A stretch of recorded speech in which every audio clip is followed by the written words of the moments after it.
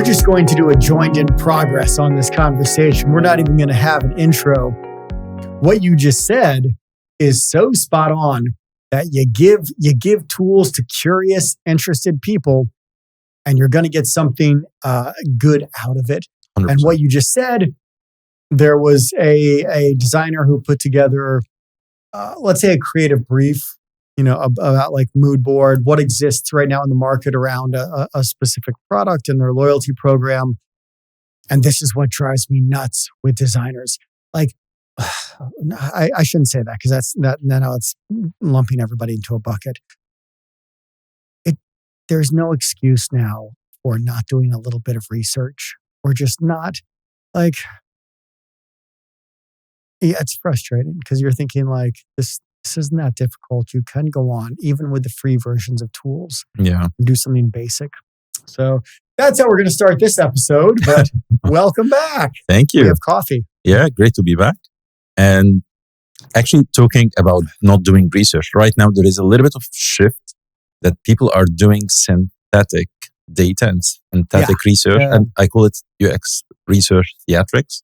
So they're asking, for example, if you're doing an app for travelers or you want to understand travelers' behavior, you would go on Claude and tell Claude, okay, create a user journey map based on the most predominant pain points and opportunities.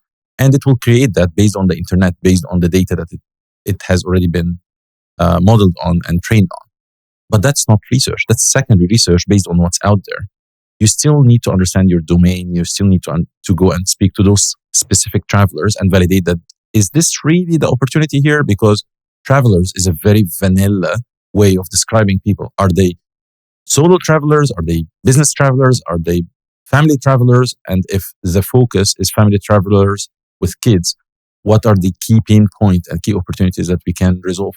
So for the people in the past, before the AI boom, that don't do research, right now because they have been told many times to do more research, they are masquerading under the AI-based research, and they are taking the box of, oh, I'm doing now more research, and they're showing progress on that growth IDP plan for them that they're doing more research, but in reality, they're not speaking to anyone.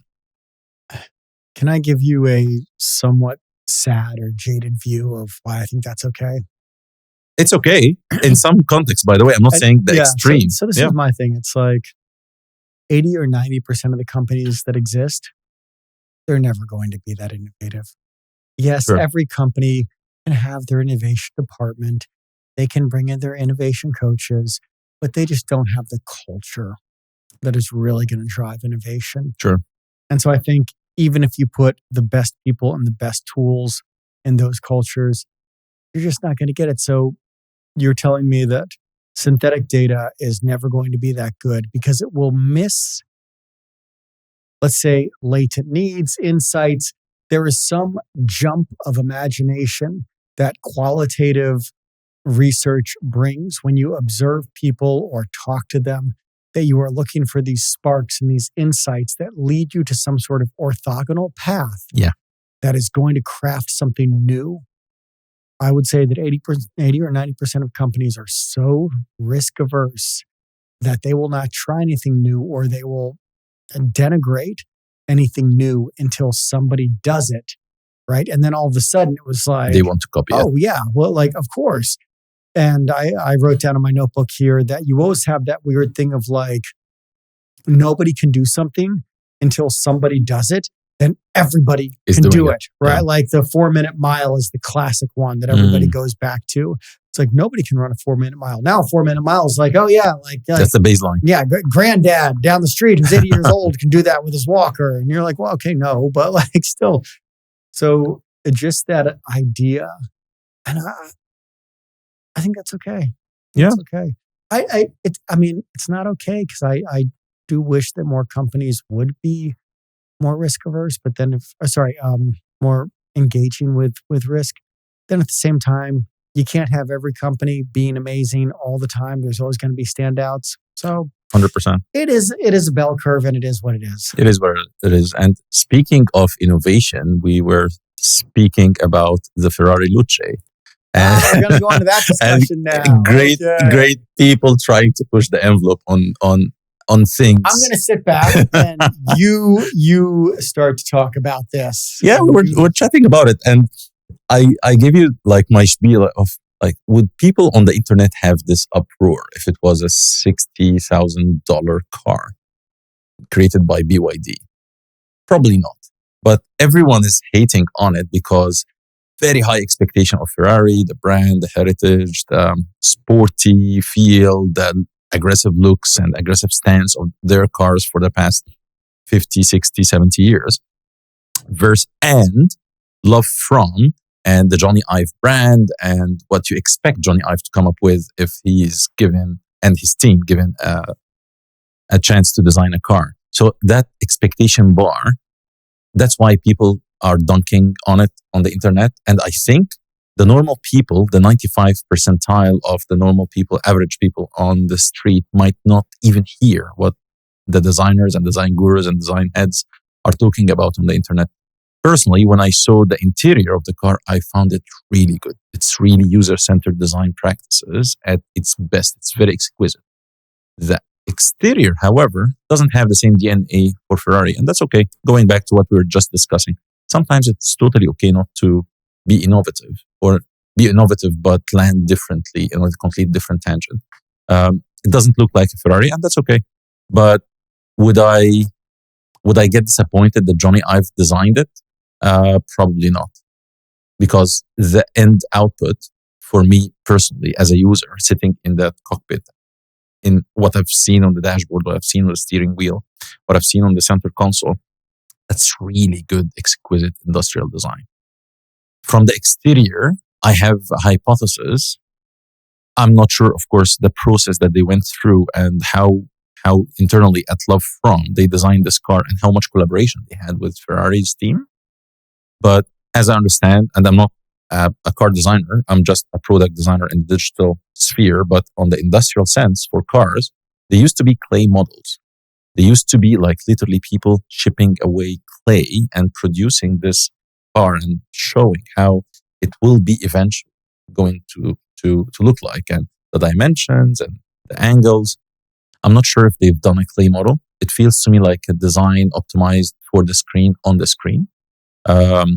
So how are people designing now cars versus the old traditional way of designing atoms for the real world versus designing things for the screen and the bits on the digital world? It's quite interesting what they came up with. I wouldn't hate it if I saw it in the street, but I don't love it either. Like, it doesn't feel like a Ferrari to me, but I wouldn't hate it. In the last week, I've listened to multiple podcasts talk about this. And I've heard both sides. People who really like it and people who aren't as much of a fan of it. But there was always some positives in there. What I think is interesting is it goes back to the conversation a moment ago that until somebody does it, nobody will do it. Yeah. Sort of. Weird English statement there. But what I was jotting down was what I wrote you earlier today, what I was speaking about to you earlier today. The Porsche Cayenne was not popular when it came out. The Lamborghini, I don't know the name of it, but the SUV, that was fun. Was crapped all over. Cybertruck, same thing, right? Like, and even to the point of watches, right? When Rolex came out with their rubber strap, people were like, "Oh, this is the dumbest thing." Cheap, yeah. Now you see it everywhere. So I think whenever anything is new, there is a natural reaction of you almost just, what's the word where you turn away from something, maybe not in disgust, but just because it is something new, that you have this polarizing feel about it. And even to the point of fashion, right? Right now I'm wearing very loose, baggy jeans, which may have been more popular in the 90s when I was in high school. All of a sudden that's back. But take me 10 years ago, and if I'd worn this, people would have been like, "Oh, good God, what are you like? Way to be part of the 90s." And it's the same object. Yeah. But the perception of that object has changed. Exactly. So 100%. There is innovation and the perception of innovation. So what I find what I find comical, and this goes to the conversation that we were having with Dunbar previously. Sometimes there doesn't need to be an ultimate goal in mind. You just need to create or try something different to just push the boundaries somewhat, right? The whole point of a PhD is that you are pushing some type of boundary of knowledge by adding to that body of it. And you bring up something like design, and sometimes designs that are new don't completely fail. But the opposite of that is stagnation. Yeah. You have to try. This is also why when people make all the videos of, here's the last corporate board meeting, and it's like a bunch of people in suits like AI, agents, agentify. And yes, there is like a comedic aspect of that, but there is also this idea that people are witnessing or being part of something that is fundamentally transformational. They don't exactly know what the final state of that will be, but the only way that you figure it out is you have to move forward. You have to go forward and you have to fail. And somehow, some way, like we lost the plot that it's okay to try and fail, keep going. And I saw a TikTok on this a couple days ago, which I thought was brilliant. And the person was doing, maybe it was cosplay or something. I can't quite remember. And the comment was like, look at her. She's trying to be a content creator. And it was sort of going through this retroactive view of the last several years of her working on cosplay stuff. And I don't know if it was like, also including like strategy board games, but somehow we lost the plot that it's okay to just try. It's okay to explore. And it's okay to go out and make a poor design if the effort is to try something different. Yeah. And no matter if it's good or bad, when you come out with something that is different, you are going to be ridiculed. God knows how much poor Snapchat has been absolutely ridiculous on their ability to predict the future with disappearing images, right? Hey, we have stories everywhere now. Right now you have Instagram doing, I think it's instants, right? Like all these things. You had the Snapchat spectacles, which I think came out 10 years ago. And everybody was like, oh, those are horrible. Now you have the Meta Ray-Bans, right? Now you have more and more people doing it. Anything that is new is going to initially be ridiculed, but I just don't know how we lost it. And we feel that the goal is to laugh at people trying instead of saying like, you're trying, good job. Maybe this version didn't work, right? The only negative I can see in this is if the person trying has such an arrogant perception of themselves that they're saying, I don't need to try. I've already won. And here's the proof. And people are like, no, bro, like that sucks. Like you saying it's awesome doesn't make it awesome. Yeah. Right? So that's my long-winded rant on that. I have a lot of other thoughts, but I'll send it back to you. I think you're touching a lot of really great points, and I totally agree with you. I think there is multiple areas that people now are thinking that everything that you create should have an economical value of it, should be successful, should be viral on social media. Everyone should be speaking positively about it.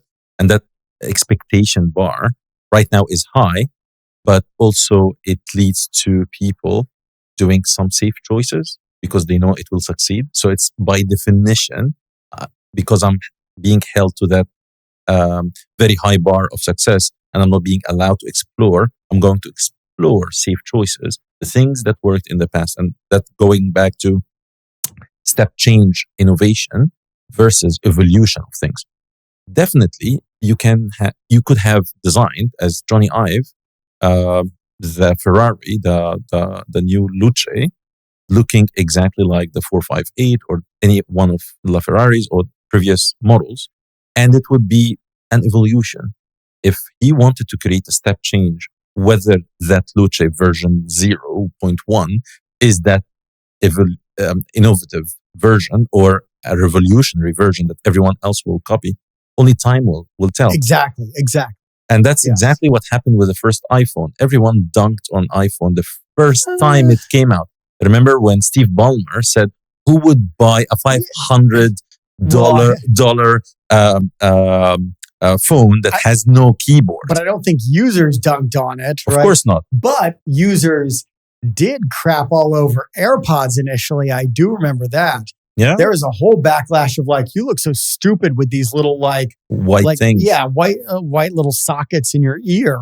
No, it's never going to catch on. And then Boom. Right now it's what, a $10 billion business? Like it's bigger than most of the Fortune 50 companies just for headphones. Absolutely. So yeah. And there is multiple elements here. So as a designer, how much are you allowing yourself and your team to explore? How much space do you have to explore? How much space do you have to feel? How much time? And going back to humility of like, I don't know everything. I just want to explore. I'm not the design guru, even if he is Johnny Ive. Yeah. He's exploring it probably from first principles. What would be a great electric car looking like rather than a great Ferrari electric car looking like? And that was the opposing view. So in the podcast, I said I've heard both views on this. There's obviously been the very critical view of things. Ben Thompson, I think this was on the Sharp Tech podcast, talked about that. I couldn't remember if he was a fan of it or not, but he's like, it's true to what it is as an electric car. And it's not necessarily has the feel of a Ferrari. That's okay. If you look at Ferrari's lineup, they actually have a few cars that look quite different from each other. So does it look like it's part of the family? Yes. Does it look exactly like whatever their major model is that everybody knows? No. That's okay. And he went into the whole construction of it, that with an electric car, the battery is most of the base. Yeah. So you can't have lower recessed seats. You can't do things that a typical Ferrari would have because the way an electric car is made just doesn't facilitate that. Yeah. And I thought that was a really good observation. So when you said that, like, is it within the realm of electric cars? Is it trying to be true to what an electric car is? Potentially, right? And you can even look at the Cybertruck, right? That looks completely different from anything. Again, something that people just laughed at and crapped all over. However, unless you're making electronic vehicles and you actually understand what goes into it, it is a very different process than making traditional engine gas-based vehicles. Yeah. And so there's just different constraints that you would have. And I think the last thing I'll say, and then I'm curious in your perspective, when I was at Frog, you'd sometimes get the future of auto, right? Like, we need to show what the future of auto is going to be because there will eventually be self-driving cars and all of this. And so you would have all these designers and they would talk about what is the journey reimagined? What if? Yes. And, you have family time in the car with the TV, and it would be the conference table of all of this. And you'd be sitting around the conference table with all the glass ceilings around it and, the glass sort of bubble car of these things. And then I was doing a talk at a university in India where a bunch of international people were there. And I ran into a true automotive expert. I was like, yeah, sometimes we get to reimagine this. And he's like, holy shit, can I tell you how much I hate when people like you do this? Because he's like, let me explain exactly how you guys are idiots. And he had no qualms about just going off. And he's like, you guys are morons, and I'm going to tell you everything that's wrong. Because he was like, look, the reason cars are designed the way they are is because of so many situations where the engine sits, how the steering wheel, how the chassis works, how if you are creating a single chassis for multiple cars. Also, the whole thing of impact, right? You have everybody around a conference table. Now somebody slams into you from the side. Those people on the side are dead because you didn't think about that because you just want to play your little, there's family time and conference room time here. You don't understand anything about what you're talking about. I wish people like you would stop it because you are hurting the industry because you have fundamentally no idea what you're talking about. Yeah. And I was like, I'm going to stop talking now. But it was such a good element of like, why generalist designers and the armchair designers just do not know what the F they are talking about when it comes to these things. And it's like, well, this, I would have designed it different. First off, it is super simple for you to say that. Last time I checked, Ferrari ain't asking you to design a car. So until that happens, shut up and work harder. 100%. Right? 100% I agree. Shut up and do something with your time instead of just saying, Monday morning quarterback. Well, I would have thrown it this way.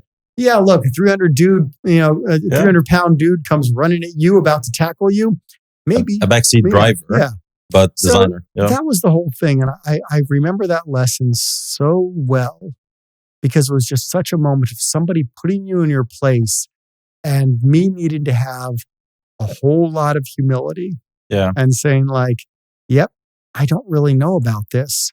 And I think that was one of the reasons why companies like Frog are now sort of gone, right? Bought by Capgemini, still exist. Yeah. Why still have some existence in Europe. But why and IDEO was dismantled and all these things. It's like you're this design thinking expert, but they didn't actually understand the real constraints. You had way too much arrogance and not enough actual understanding. Yeah. Actually, it goes back to a point that I usually make to my team and everyone that I speak to. A designer should understand the medium that they're designing for. So, for example, furniture designer, who technically a carpenter with great taste and craft, they should understand the different types of wood and how wood would bend in certain situations. Which type of wood should I use to each part of the furniture? You should understand the medium that you are framing and how people will get great experience from the product you're creating. Same goes for digital designers. You should understand code in its basic sense. You should understand the medium that you're designing for. A back-end engineer is telling you, we cannot do this. It's unfeasible. You cannot push the envelope and say, well, you have to figure out a way, but it's unfeasible. Or this processing time, we cannot make the latency less than 2 seconds because of 1, 2, 3. And of course, that will create bigger barriers and bigger friction. You should have that kind of empathy and humility to understand the medium that you're dealing with and how code works and how the digital app or website or experience that you're designing for will work eventually. This is the wood for the carpenter. That's the code. And the same goes for specialized design for cars. You should understand the assembly line because at some point, this car will have to be rolled out by thousands every single month. So what kind of parts we can have on an assembly line, how we produce it in a price economical fashion. Also, what kind of regulations are we bound with for this to hit the road? And that's why specialist car designers, going back to the point, Johnny Ive, an industrial designer who've been designing electronics for the past few decades, designing a car from the ground up. So bringing that expertise into a completely different realm, is that innovation or trying to come up with something new for the sake of it versus the designers that are really engraved in that industry? Would they really innovate or they will have the curse of knowledge? Because they really cannot innovate because they know all the regulations, they know all the things that you cannot create this because. And the same goes for fintech designers. They know all the regulations and what you can do with KYC, and they will never innovate because of the curse of knowledge. So I was writing down as you were going over this, the whole idea that someone says you can't do it. And what we talked about earlier, right? You can't do it until somebody else does it, then everybody can do it. So there is an idea that ignorance can be a superpower. Yeah. Because if you don't know something, you're like, well, why not? Now, what I would rather say is having baseline and somewhat expertise knowledge of a system is actually better. And it's not necessarily that ignorance is a superpower, but I think it's a mindset of what stops us. And I go back to the famous SpaceX story where Elon and I forget the other co-founders are going around the different countries looking to buy decommissioned rockets. ICBMs, yeah. They went to Russia. Yeah. Yep. And on the flight back from Russia, I remember this, the other two people who were with Elon were sitting in a row behind him.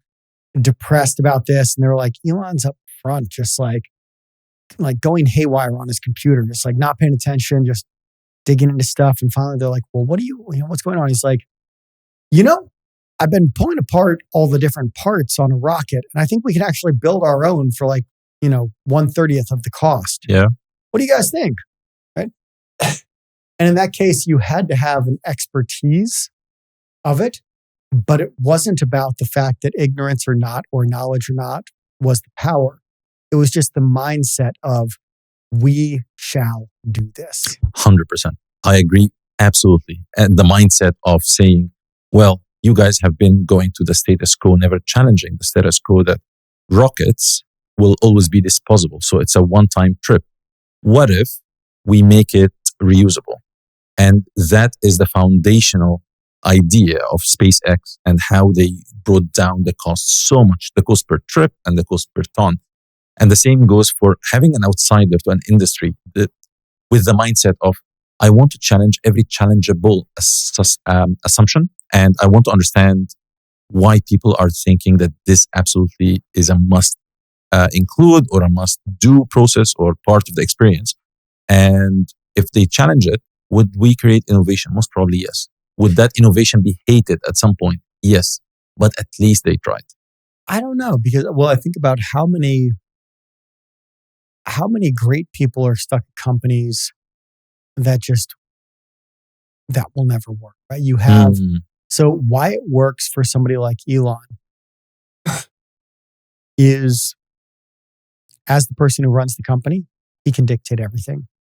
Now, if I go to one of the banks I work with and say, here's a different strategy, and they say, well, no, that's not part of our core banking ecosystem, it's dead. Yeah. Right? Because I'm going to have to bring 20 different business owners, 3 different technology architects, 5 VPs on this journey. And someone else also from the regulatory authority, the other side. Yeah, versus no, we're just going to do this. Go and figure it out or you're fired. And I think there's something very powerful about that mindset in coordination with being in a role that can fundamentally change things. Yeah. The ecosystem of innovation needs to allow you to fail, to explore, to try new things, which brings us to, again, the full circle a little bit. The Luce? The Luce. Again? Well, the idea of evolution versus step change innovation, where do the lines cross? Because again, in it as a product, it's okay. Like I would look at it. I would love to drive it, and especially I would love to experience the interior of it. From the outside, it doesn't look sexy to me, but I wouldn't hate it. So why would people hate it this much? Is it really a step change in the car industry? I'm not sure either. It doesn't feel innovative to me. So when do we say this thing is innovative versus it's just a failed prototype? And that's the line that, from design perspective, do we as designers have the humility of saying, okay, that was a failed prototype versus that's an innovative prototype that I want to push a little bit and back it up a little bit with a little bit of an ego. So when do you have an ego to protect your idea? Because sometimes ideas are fragile. Sometimes you need really to hone this new direction and believe in it and convince the rest of the ecosystem that will work by design against you, versus have the humility to listen to that ecosystem that tells you your prototype is actually bad. Listen to us. You need to iterate. I think it's about, I'm not sure there's an exact formula. It could just be the market decides, right? Because so many things that we think of as overnight successes, WhatsApp, Instagram, the iPhone, AirPods, Uber, these things were very long running, years and years, over a decade, right? You come onto something like, what was I just thinking before this? But yeah, take any of those companies I just mentioned, like WhatsApp. I think I was using that in 2007. Wow. And the thing is, it just wasn't popular in the US, but I had friends outside of the US. And so that's how I got to know it. But inside the US, I would be like, hey, does anybody use this? Nope, not at all. And so I think there's this idea that like, is the market somewhat accepting of it? Do you think you can build on top of this and build upon it? So I do think there needs to be some type of understanding. Are people buying it? And if so, what are they doing with it? If nobody is buying it, then it's a very clear signal, right? That something needs to change.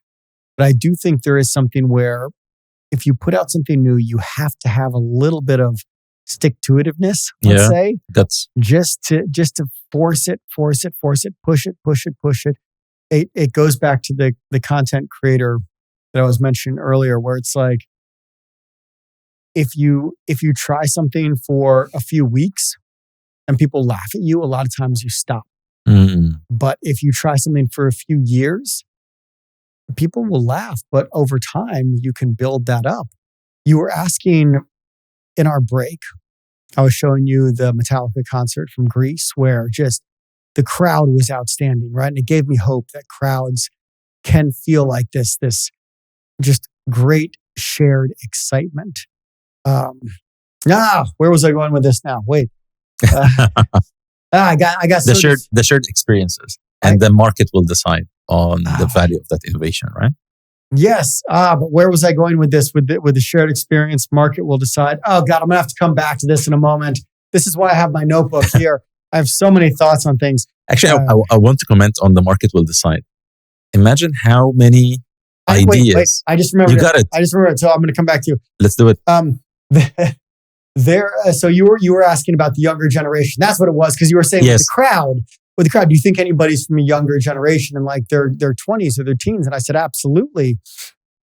It came back to this one, like, I guess rapper. I think of him as like a SoundCloud rapper, Matt Ox, that now he's been making videos for like a decade. He started when he was 11, making his own little rap videos of things.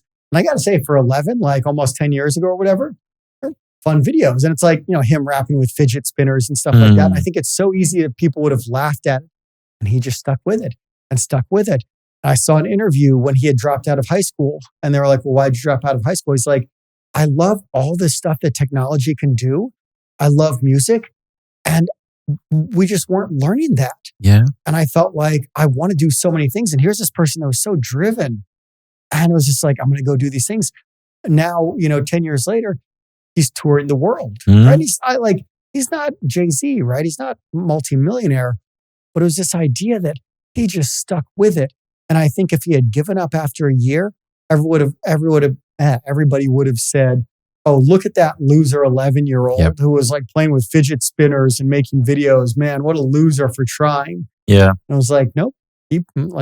I'm sure a lot of people laughed at him. And it was like, I'm sure a lot of people are still laughing at him. And yet he gets to tour the world. So, and the same story will repeat almost in every big star that we think that they are overnight stars. But look at Mr. Beast.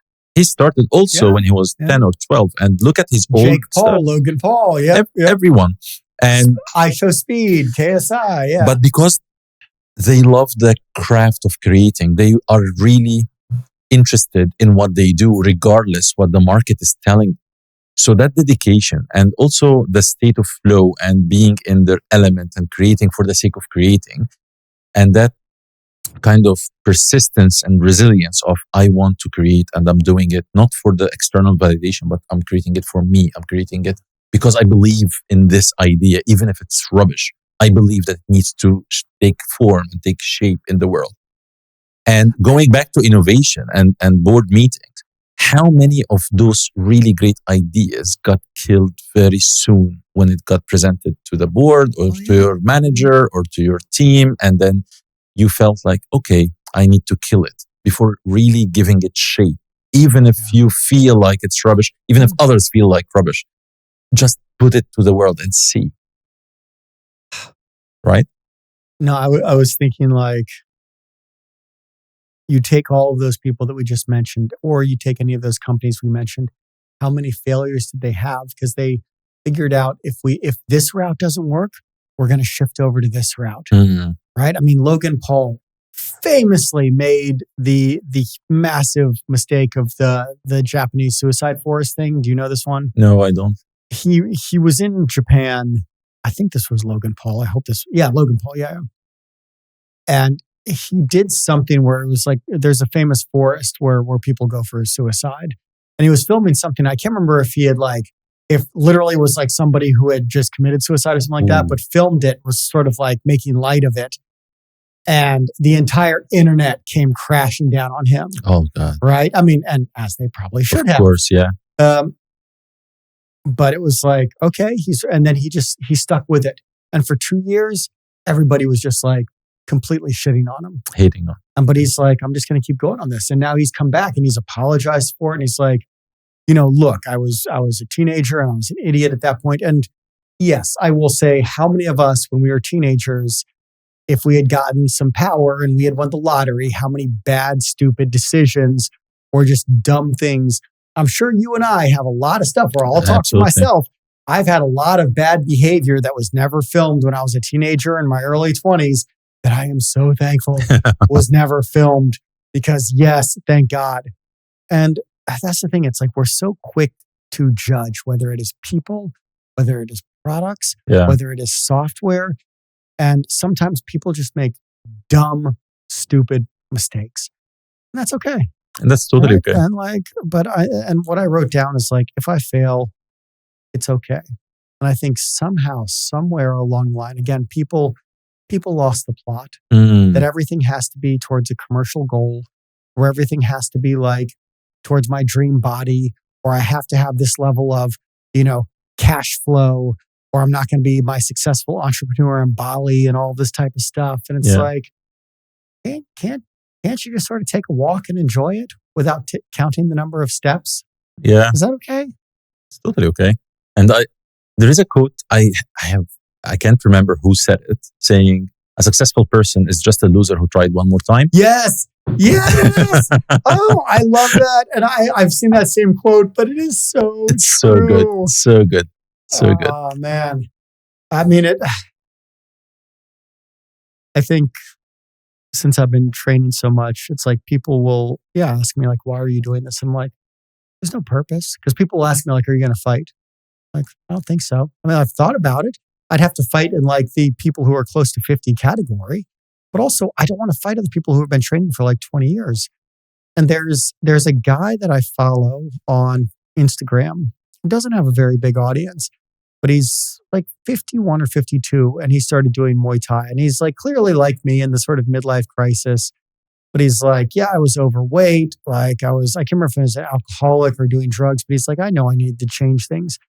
And so he's been documenting his life of sobriety and also the Muay Thai stuff. And some of his videos are him looking ridiculous, trying to do kicks and stuff like that. And I love it because he's like, I know I'm not good. I'm trying, buddy. And he's like, look, man, I'm in my early 50s. I'm never going to fight here. But my goal is to just try and be a better person and lead a better life. And I'm like, yes, I need some content like that. I don't need everybody that looks like Brad Pitt in Fight Club telling me how crappy I am. Sometimes I just need some content that's like, you are just enough. And not the pandering content where it's like, I am better than everybody else. No, not that. I was thinking getting there. The overly sensitive, like, embrace yourself.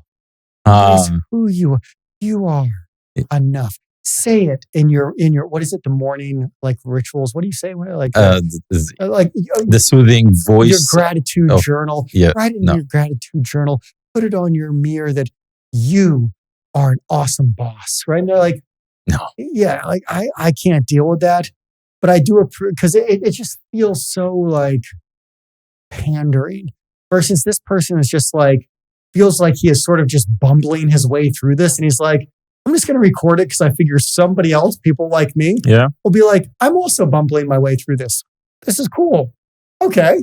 And actually we can both sort of fail and sort of try together. Yeah. And that's exactly the mindset of I'm challenging myself. I want to be better every single day because it's a race, but it's only with yourself versus I'm in competition with this external party or external champion or external bar of quality that I need to attain. And those are two completely different mindsets, right? I'm doing it for me because I want to be better versus I wanted to beat othose. Those two different ways of thinking Sometimes, by the way, in terms of product design and economical value, sometimes you want to do it to beat the market or to capture a market or to beat a competitor. Sometimes you need to do it to explore what's possible. Yes. And I think what we're discussing here is that people conflating do those two things in terms of I'm exploring this idea for the sake of like seeing what comes out of it versus I'm creating this expected product that everyone expecting it to look and behave a certain way for the sake of beating the competition or for the sake of creating great economical success. Sometimes you need to differentiate why you're creating what you're creating and why you're doing what you're doing. Does that make sense? No, it does. It does. Just writing down a few more things on like the art of the possible, which is Sapiens' tagline. And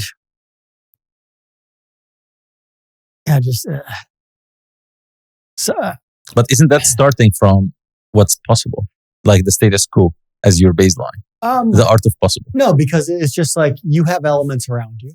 Show me what you can do.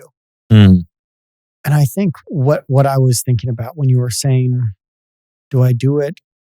You're in a competition with yourself versus a competition with others. And there's this guy I've been following lately, Chase Hughes, who now has been getting this like pretty big Instagram or social following.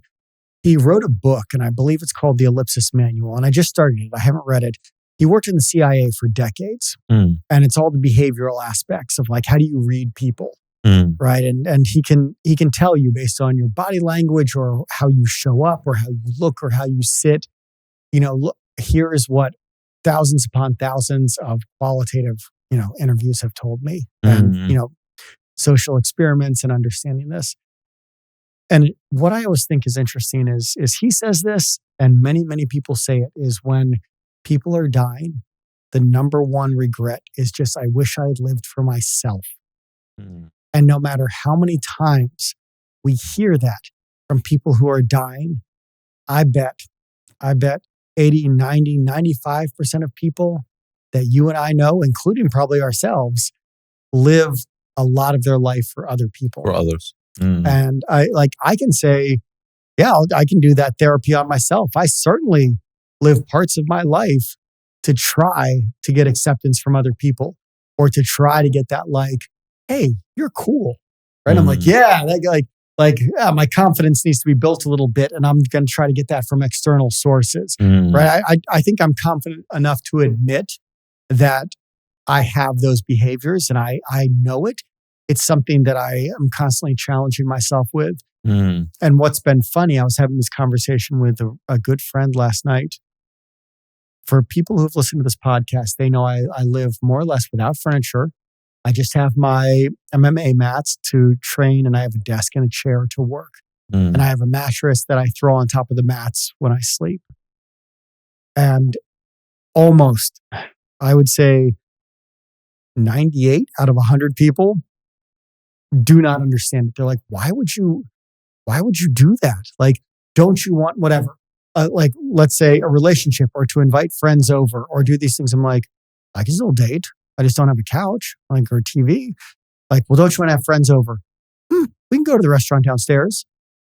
And for the first time in decades, I feel like I'm actually living for myself. Yeah. Now, not totally. But I would say over the last year or 18 months, and this includes stopping drinking, because I think I felt I needed to drink a lot for the social activities, be the party guy, right? I have been happier in these last 18 months than I can remember being in probably decades.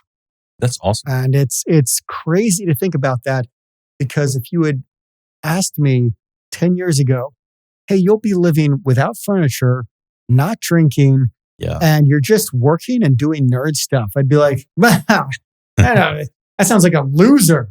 No, I'm cool. I'm going out to the clubs and drinking and partying. I like all this. And no, in the end, not only did it like screw up my health and my life, it just didn't make me a better person, and I wasn't happy. And at some point, you sort of had to say, well, let me just try something else. And it goes back to that trying thing. I think a lot of people, like, I definitely got a lot of shit for like living how I live. And I kept thinking like, maybe I should get furniture. And no, screw that. I am happier as is. So that's my stance. I'm going to pitch it over to you for our last words in the closing monologue. So say something inspiring. Well, I think on the back of what you just mentioned about living for yourselves versus living for others, well, because I feel what you mentioned before I got married about 10, 12 years ago, I was living by myself in my own apartment, and it feels like seasons of life. Like I wouldn't go back to that life again. Very true. And if I had like an orb or like a time machine, I really love the kind of life that I'm doing now. Is it different from 10, 12 years ago? 100% different. Is it more challenging? 100% more challenging. But my same self, if going back there, would he enjoy it? Probably not. So it's about what suits you now. And going back to the study that Chase Hughes did, is this a survivorship bias? Because if he did the same survey with 100% people who lived for themselves, would they say that on the deathbed, I wish I lived for others. I wish I had more shared experiences. Like acts of service for others. I wish I was part of a cause, or I volunteered with a certain NGO. Would they say the same thing? I'm gonna say something, then I'll give it back to you again. It reminded me of this great interview with Slash. So I grew up listening to Guns N' Roses. I loved Guns N' Roses. When they sort of broke up or fell apart, it's not like I was crushed. Not like my whole life. I was just like, oh, like I really liked them. And I remember an interview with Slash where the person was like, well, do you miss the old times? Do you miss like Appetite for Destruction and the tours? And he's like, no, not at all. I'm like, well, what? Like, huh? Like these were your the heyday of Guns N' Roses. He was like, yeah, but that would be like, hey, there was this really cool party the other day. And like, now it's Sunday. Let's go back to the house and try to pick up all the broken bottles and like recreate the party. He's like, no, it was an absolutely amazing time, but there are so many other things that I can do now. And it was because of that. Yeah. That now I can do all these other things, and there's so much more exciting things for me to do. And I thought that was such a great mindset, because this whole idea of like looking backwards and that like, don't you miss it? And people will ask me all the time, like, don't you miss whatever, university? Don't you miss your party days? I'm like, nope. Don't you miss like your 20s or being married? Nope. Those were all great times, to your point of seasons of life. And I'd have to think really, really hard if I would go back and change anything in my life. Now, there's maybe some specific instances of my behavior that I would change, how I reacted to things. But in terms of like broad strokes, no, because the fact is where I am right now, sitting across the table talking to you, this is like, I lead an amazing life. And I don't need anybody to tell me that, because I feel lucky enough that I do. And if I had the chance to change anything, I don't think I would, because who knows if I would get to live where I am now. And I'm so happy now. And that's exactly the essence of being mature individual, that you're satisfied and you're having that gratitude of who you are. Whatever mistakes you've done in the past, whatever seasons you went through in the past, I wake up every morning saying, okay, one more day. I'm really happy with where I am. There is a lot of stressful things in my day, but I wouldn't exchange it for something else. I would do better tomorrow. I would challenge myself. I would try to create more goals. I would try to create more things for myself, and for others as well. But I'm happy where I am. And that's gratitude. That's thankfulness. And that's, I think, the core of the whole mental and the whole mental health and well-being direction is all about that. Just be satisfied and just say thank you to whatever great power you respect, and be happy with where you are today. I was going to follow it up, but I won't. I think that's such a beautiful way to end. Thank you for the time, as always. Thank you for the brilliant conversation. And we'll see each other in 2 weeks. Absolutely. Thanks, Toby.